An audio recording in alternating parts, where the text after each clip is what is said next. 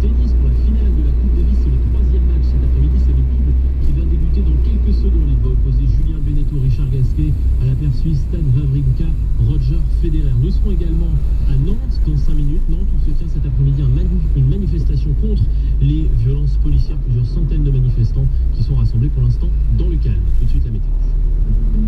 France Info Météo avec CIC Banque Privée, banque privée du dirigeant d'entreprise. Construisons un monde qui bouge. Prévision d'Élodie Calac. Une ambiance bien douce cet après-midi. Les températures sont élevées. 4 à 8 degrés au-dessus des Galates en Finlande. Vous aurez 10 degrés à Strasbourg, 14 à Lille, Paris, Brest, 16 à Montpellier, 18 degrés pour La Rochelle, Clermont-Ferrand ou Toulon, 20 à Limoges et Toulouse et 22 degrés à Biarritz. De la Bretagne et des Charentes vers la Normandie et le Nord, une perturbation circule, apportant beaucoup de nuages et parfois un peu de pluie. Du golfe du Lion vers le sud-est du Massif central, le temps reste maussade avec quelques pluies sur le relief. Le vent d'automne peut atteindre 90 km/h. De la Provence vers la Corse, quelques ondées ne sont pas exclues. Partout ailleurs, des Ardennes et du nord-est vers la région parisienne, le sud-ouest, les Alpes, vous profitez d'un temps bien ensoleillé. Malgré tout, quelques grisailles peuvent persister par endroits, en particulier vers les frontières du nord-est et le Val-de-Saône. Demain, les températures seront encore en hausse. Peu de changements côté ciel, toujours du gris dans le golfe du Lion, quelques pluies sur le nord-ouest et un soleil plus ou moins voilé ailleurs. Élodie Calac de Météo France. Revoir Paris à la Cité de l'Architecture et du Patrimoine avec France Info. Des plans haussmanniens au projet du Grand Paris, en passant par les réalisations de Jean Nouvel, découvrez le regard futuriste de Françoise Coyton et Benoît Peters sur la ville lumière et leur vision de Paris depuis 2 siècles. Dessins, documents historiques, originaux et projections témoignent de cette métamorphose. Revoir Paris à la Cité de l'Architecture et du Patrimoine à Paris jusqu'au 9 mars 2015. En partenariat avec France Info.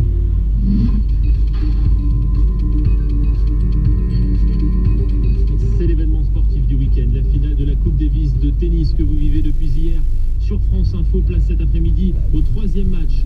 Le double, un match qui va débuter dans quelques secondes maintenant. Fabrice Sabral, Sébastien Hazard. En effet, dans quelques secondes, dans quelques minutes, puisque les 4 joueurs sont actuellement toujours à l'échauffement. Ils sont en train de faire les services maintenant. Ces 4 joueurs, d'un côté Julien Benneteau et Richard Gasquet, puis de l'autre côté suisse, Stanislas Wawrinka et Roger Federer. On ne cesse de le répéter depuis maintenant pratiquement 1 heure. C'est donc Julien Benneteau qui va jouer ce double à la place de Jo-Wilfried Tsonga, tout simplement parce que Jo-Wilfried Tsonga ne se sentait pas capable de tenir sa place aujourd'hui, pas forcément physiquement, mais psychologiquement, il n'arrivait pas à se concentrer pour ce double qui va vraiment simplement être décisif, parce que l'équipe qui remportera le double aujourd'hui prendra une sérieuse option sur la victoire finale, puisque l'équipe vainqueur ne sera plus qu'à un point, un tout petit point de la Coupe Davis. Donc énormément de pression évidemment sur les 2 formations. Julien Benneteau et Richard Gasquet se connaissent parfaitement bien.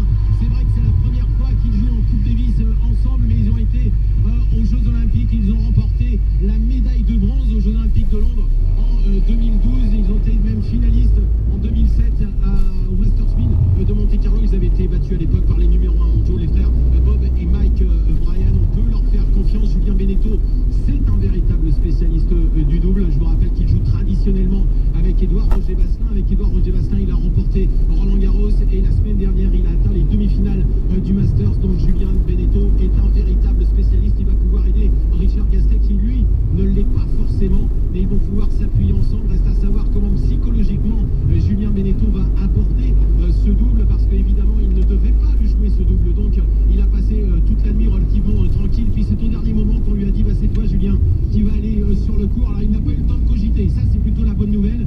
Et donc Julien Benneteau arrive un petit peu tout neuf dans ce double avec Richard Gasquet. Reste à savoir donc comment les 2 Français vont pouvoir aborder psychologiquement ce double face à Stan Wawrinka et Roger Federer, 2 joueurs qui se connaissent très bien aussi. Ils ont été champions olympiques en 2008. On va aller directement maintenant dans les tribunes, directement avec Béatrice Duguay qui se trouve avec les supporters français. Béatrice, il y a de l'ambiance.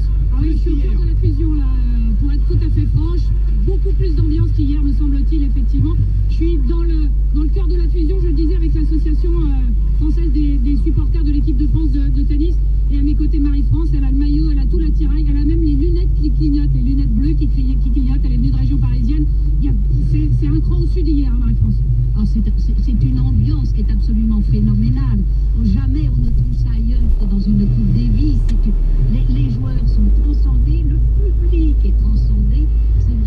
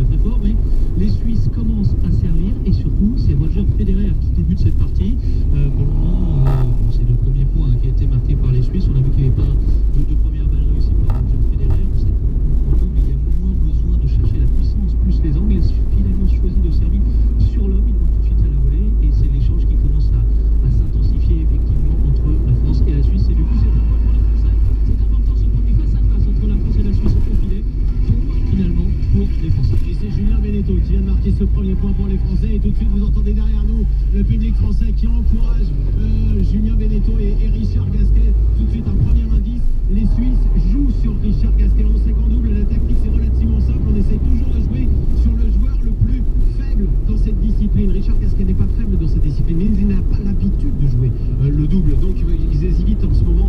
Julien Benedetto, qui je vous le disais précédemment, est un véritable spécialiste de double puisqu'il joue traditionnellement avec Édouard Roger Vasselin et il est numéro 4 mondial, Julien Benedetto, avec Édouard Roger Vasselin. Là c'est Roger Federer qui réussit un service gagnant. Les Français se motivent, il faut qu'ils se motivent face à Roger Federer et Stanislas Wawrinka. Je vous rappelle que les deux équipes sont à égalité, une victoire partout. L'équipe qui remportera le double ne sera plus qu'à un tout petit point de la Coupe Davis, donc celle qui remportera le double aujourd'hui prendra une option sur la victoire finale. Fabrice Abgral et Sébastien Hazard, on vous retrouve dans 5 minutes sur France Info en direct de Villeneuve-d'Ascq. France Info. Presque un mois après la mort de Rémi Fraisse sur le site du projet de barrage de Sivins, une vingtaine de manifestations ont lieu cet après-midi en France contre ce que les manifestants nomment les violences policières. La police craint des débordements, notamment à Nantes où vous trouvez Aurélien Colli. Comment se passe le rassemblement pour l'instant ? Eh bien écoutez, tout se passe bien, mais on a quitté le palais de justice où a démarré la manifestation vers 14h et le cortège longe maintenant les quais de la Loire sans qu'on sache vraiment s'il va prendre ou pas la direction du centre-ville de Nantes. Je rappelle que le rassemblement n'a pas été déclaré, il n'est donc ni autorisé ni interdit. Il est disons toléré et surtout très encadré par la police. Devant le palais de justice, il y avait une cinquantaine de CRS casqués, boucliers en main, mais dans les rues adjacentes, une présence beaucoup plus massive. J'ai compté une cinquantaine de véhicules, donc à peu près 200 à 300 gendarmes mobiles. Côté manifestants, la police attendait 1000 à 1500 personnes, on est plutôt à 500 personnes pour l'instant, et l'ambiance est bonne enfant. Il faut dire que les différents collectifs qui appelaient à manifester pour dénoncer des violences policières ont insisté. Pas de violence qui décrédibiliserait le mouvement. Des volontaires en brassard blanc jouent même les médiateurs pour calmer les quelques manifestants un peu excités. Dans le cortège, tout à l'heure, j'ai pu rencontrer Nathalie. Son fils Quentin, de 29 ans, a perdu un œil il y a 9 mois, le 22 février. C'était un tir de flashball lors de la manifestation contre l'aéroport Notre-Dame-des-Landes qui avait dégénéré ici à Nantes. Écoutez. Ça fait 9 mois aujourd'hui, l'instruction n'est toujours pas ouverte. Donc le but aussi de ce rassemblement d'aujourd'hui, parce qu'il y a eu 3 blessés par flashball ce jour-là à Nantes, donc c'est pour mettre un petit peu aussi pression sur la justice qu'elle avance un petit peu. La police, elle est là pour protéger les gens et pas pour leur tirer dessus sans discernement. Il y a le cas Quentin, il y a plein d'autres cas, des blessés par flashball, il y en a dans plein de circonstances, et dans des manifs, des supporters de foot, un gosse qui attend dans son bus à Montbéliard, voilà, c'est des armes totalement disproportionnées face à des gens qui n'ont rien. Voilà, Nathalie, maire de Quentin, qui a donc perdu un œil après un tir de flashball en février dernier à Nantes.